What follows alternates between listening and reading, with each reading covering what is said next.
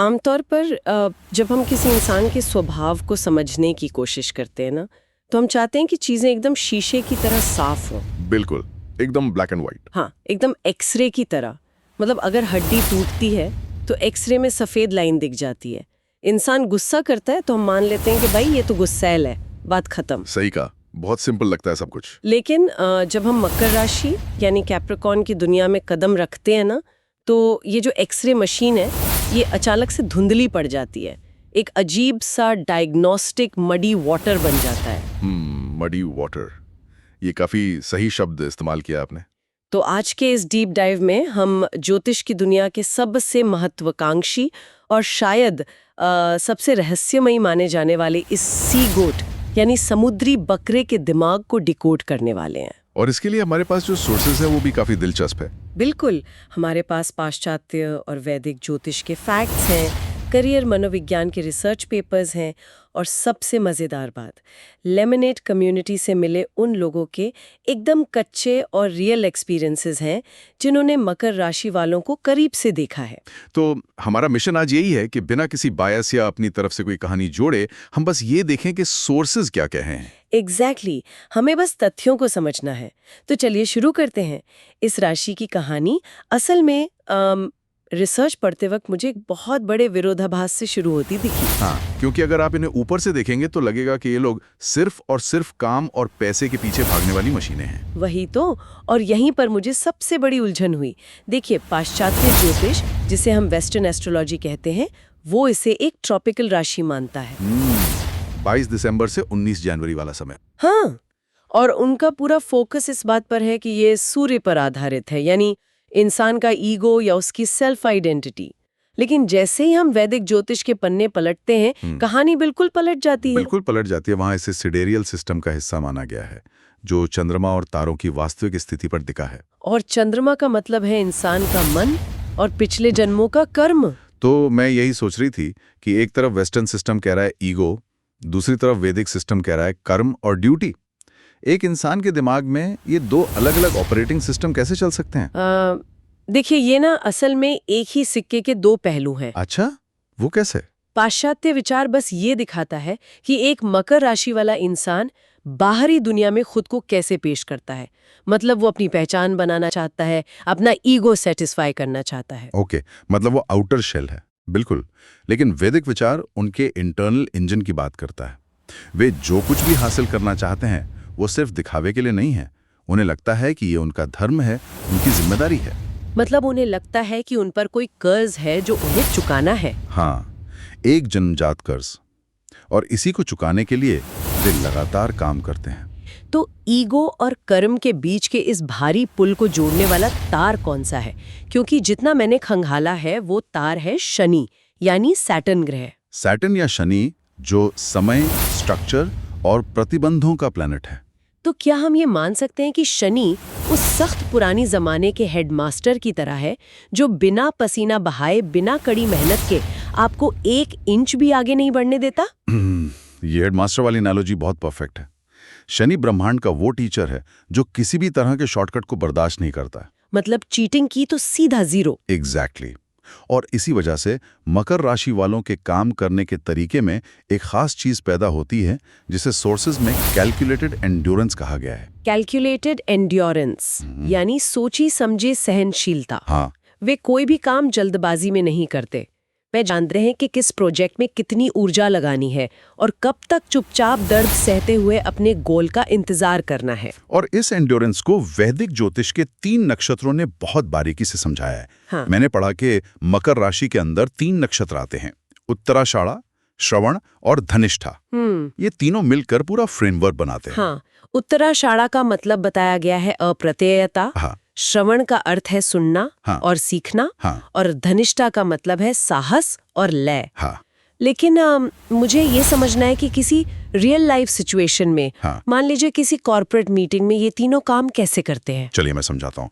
जब एक मकर राशि का व्यक्ति किसी नई मीटिंग में जाता है तो सबसे पहले श्रवण नक्षत्र एक्टिवेट होता है। मतलब वो चुपचाप सुनते हैं। बिल्कुल, वे तुरंत अपनी राय नहीं थोपते। वे बैठते हैं, दूसरों को सुनते हैं। हाँ। कमरे का माहौल पढ़ते हैं वाह। और सारा डेटा सोख लेते हैं। अरे वाह। और फिर और जब उन्हें पूर्णतः ये समझ आ जाता है, तब धनिष्ठा उन्हें वो साहस और रिदम देता है जिससे वे अपनी बात बहुत ही सॉलिड तरीके से रखते हैं। और आखिर में उत्तराषाढ़ा, वो उन्हें अजेय जिद देता है, मतलब जब तक काम पूरा नहीं होगा वो पीछे नहीं हटेंगे। क्या बात है। मतलब ये सिर्फ एस्ट्रोलॉजी नहीं है, ये तो एक पूरी साइकोलॉजिकल स्ट्रैटेजी हो गई। बिल्कुल। और जब कोई इंसान इतनी गहरी स्ट्रैटेजी लेकर चलता है तो जाहिर है इसका असर उसके करियर पर पड़ेगा। वही मैं सोच रही थी, अगर हम 10वें घर की बात करें जिसे ज्योतिष में कर्म स्थान कहा जाता है, तो मकर राशि इसी घर को रूल करती है।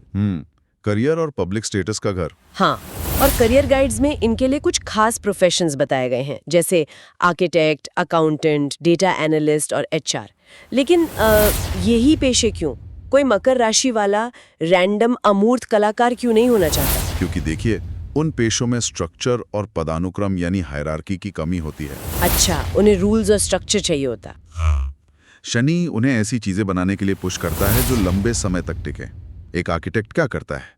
वो हवा में लकीरें नहीं खींचता, वो एक ठोस ढांचा खड़ा करता है। और एक अकाउंटेंट स्प्रेडशीट के नंबरों को लॉजिकल स्ट्रक्चर में बदलता है। एग्जैक्टली।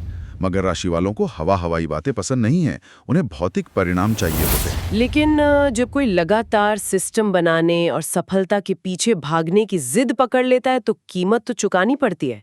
इंसान का शरीर कोई मशीन तो है नहीं। बिल्कुल नहीं।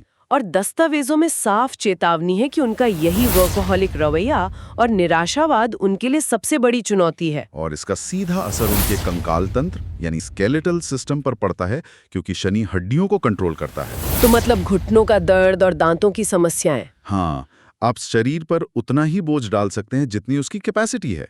मकर राशि वाले अक्सर दुनिया भर की जिम्मेदारियां अपने कंधों पर उठा लेते हैं। सच में। लेकिन यहीं पर मुझे रिसर्च में एक बहुत ही क्रेजी कॉन्सेप्ट मिला। एक टर्म इस्तेमाल किया गया है, रिवर्स एजिंग।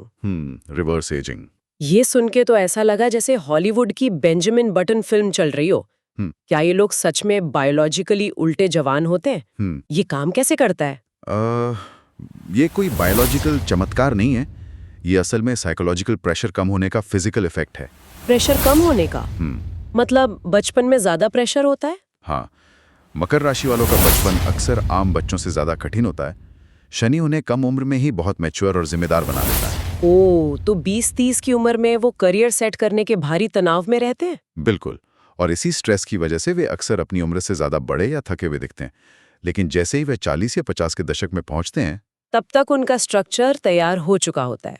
एग्जैक्टली। तब जाकर वे पहली बार राहत की सांस लेते हैं, तनाव कम होता है और वे अचानक ज्यादा युवा और एनर्जेटिक दिखने लगते हैं। वाओ, तो ये बिल्कुल एक ओक के पेड़ की तरह है। मतलब शुरुआत में बीज जमीन के नीचे गहरे अंधेरे में संघर्ष कर रहा है, जड़ें जमाने में सालों लग जाते हैं। हाँ। और देखने वालों को लगता है कि पेड़ तो बढ़ ही नहीं रहा। लेकिन जब जड़ें पकड़ बना लेती हैं तो वो ओक का पेड़ सबसे मजबूत खड़ा होता है। बहुत सही एनालॉजी दी आपने। और इसी मजबूत ओक के पेड़ को दीमक से बचाने के लिए सोर्सेज में डाइट की भी बात की गई है। हाँ, कैल्शियम वाली डाइट, अंजीर, बादाम। और सबसे बड़ी सलाह यह है कि उन्हें काम और आराम के बीच एक लाइन खींचनी होगी, वरना बर्नआउट पक्का है। बिल्कुल। अब अगर कोई इंसान ओक के पेड़ की तरह इतना सख्त है और इसका पूरा फोकस सिर्फ अपनी जड़ों को मजबूत करने पर है, तो ऐसा इंसान प्यार कैसे करता है? ये बहुत ही इंटरेस्टिंग सवाल है। क्योंकि प्यार में तो कोमलता चाहिए ना। जो इंसान हर चीज को एक प्रोजेक्ट मानता है, वो इमोशंस को कैसे हैंडल करता है? देखिए, मकर राशि वालों के लिए प्यार का मतलब फिल्मों की तरह बालकनी के नीचे गिटार बजाना नहीं है। अच्छा, तो फिर क्या है? उनकी लव लैंग्वेज बहुत ही प्रैक्टिकल है। वो एक्शन में विश्वास करते हैं। मतलब बातों से ज्यादा काम पे फोकस। हाँ, अगर वे आपसे प्यार करते हैं तो वे आपकी कार का इंश्योरेंस रिन्यू करवा देंगे, आपके बीमार पड़ने पर डॉक्टर की अपॉइंटमेंट ले लेंगे या आपकी फाइनेंशियल प्लानिंग कर देंगे। ओहो, मतलब उनके लिए किसी को सिक्योर फील कराना ही प्यार है। बिल्कुल। शायद इसीलिए वृषभ, कन्या, वृश्चिक, मीन और कर्क जैसी राशियों को इनका बेस्ट मैच बताया गया है। हाँ, क्योंकि ये राशियां भी स्थिरता और गहराई चाहती हैं। और मेष या तुला के साथ इनका तालमेल मुश्किल होता है क्योंकि वो बहुत इम्पल्सिव होते हैं। लेकिन लेमिनाइट कम्युनिटी के थ्रेड्स पढ़ते हुए मुझे एक बहुत ही डार्क पैटर्न दिखा। क्या था वो? वहाँ जेलसी को लेकर एक गहरी बहस थी। कहा गया कि मकर राशि वालों में सुरक्षात्मक जलन यानी प्रोटेक्टिव जेलसी होती है, लेकिन इनसिक्योर जेलसी नहीं। इन दोनों में क्या फर्क है? ये बहुत ही शानदार साइकोलॉजिकल पॉइंट है। देखिए, असुरक्षित जलन तब होती है जब आपको लगता है कि आप में कोई कमी है और आपका पार्टनर किसी और के पास चला जाएगा। Self doubt. हाँ, लेकिन मकर राशि वालों में ये सेल्फ डाउट नहीं होता। उन्हें अपनी वैल्यू पता होती है। तो फिर उनकी जेलसी कैसी होती है? उनकी जलन प्रोटेक्टिव होती है। उन्होंने आपके साथ रिश्ते में समय, ऊर्जा और इमोशंस इन्वेस्ट किए हैं। वे बस अपने उस इन्वेस्टमेंट को बाहरी खतरों से बचाना चाहते हैं। मतलब ये पॉजेसिवनेस नहीं है, ये केयर करने का तरीका है। एग्जैक्टली। लेकिन अगर वो इन्वेस्टमेंट डूब जाए तो? मेरा मतलब है, अगर कोई उनका भरोसा पूरी तरह से तोड़ दे। लेमनेड पे एक टर्म बार बार आ रहा था जिसने मुझे लिटरली हिला दिया, मेंटल फ्यूनरल। ओहो, मेंटल फ्यूनरल्स? हाँ, मतलब मानसिक रूप से किसी का अंतिम संस्कार कर देना। मुझे ये जानना है कि ये आज के जमाने के घोस्टिंग से कैसे अलग है? बहुत अलग है। घोस्टिंग अक्सर टकराव से बचने का एक कायर तरीका होता है। इंसान छिपता है क्योंकि वो जवाब नहीं देना चाहता। तो मेंटल फ्यूनरल क्या है? ये कोई भागने की क्रिया नहीं है। ये एक बहुत ही कोल्ड और स्ट्रेटेजिक प्रोसेस है। जब कोई मकर राशि वाले का भरोसा तोड़ता है तो वे रोने धोने में ऊर्जा बर्बाद नहीं करते हैं। तो वो क्या करते हैं? वे मानसिक रूप से उस इंसान का अस्तित्व ही मिटा देते हैं। वे आपके सामने खड़े होंगे, बात भी कर लेंगे, लेकिन अंदर से उनके लिए आप मर चुके हैं। बाप रे, ये तो बिल्कुल उनके सी गोट वाले प्रतीक का सबसे खौफनाक रूप हो गया। वो कैसे? देखिए, आधा शरीर पहाड़ी बकरे का जो पहाड़ चढ़ रहा है, लेकिन जैसे ही उसे लगता है कि कोई धोखा उसकी चढ़ाई को खतरे में डाल रहा है, तो वो अपनी भावनाओं को अपने मछली वाले निचले हिस्से के जरिए समुद्र की गहराई में दफना देता है। बहुत गहरा ऑब्जर्वेशन है ये। जहाँ कोई गोताखोर नहीं पहुंच सकता।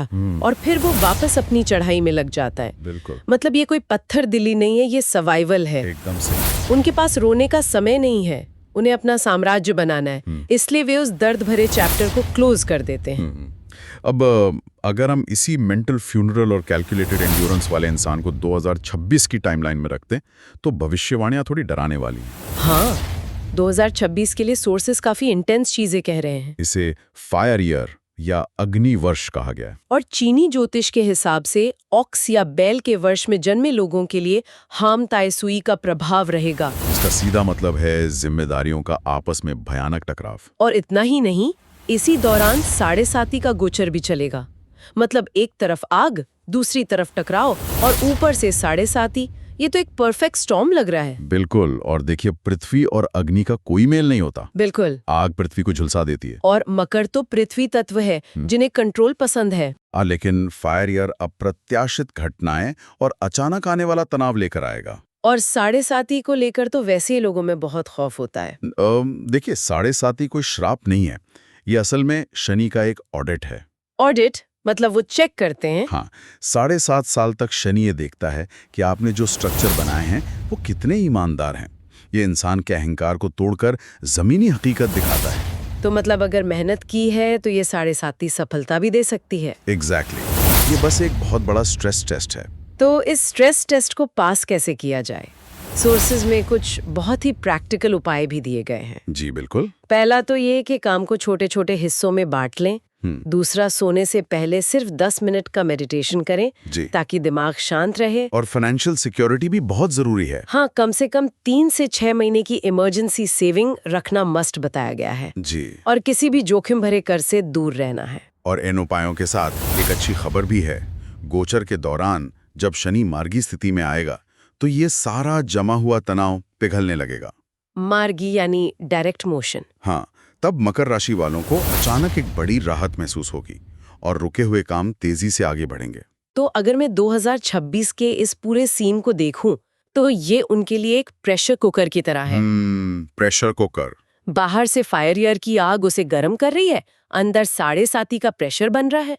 अगर वे डर गए तो कुकर फट सकता है। लेकिन अगर वे सही वॉल्व का इस्तेमाल करें तो? वही तो, अगर वे ध्यान, बचत और प्लानिंग वाला वॉल्व इस्तेमाल करें तो इसी भारी दबाव में वे अपनी लाइफ की सबसे बेहतरीन डिश पका सकते हैं। क्या बात है।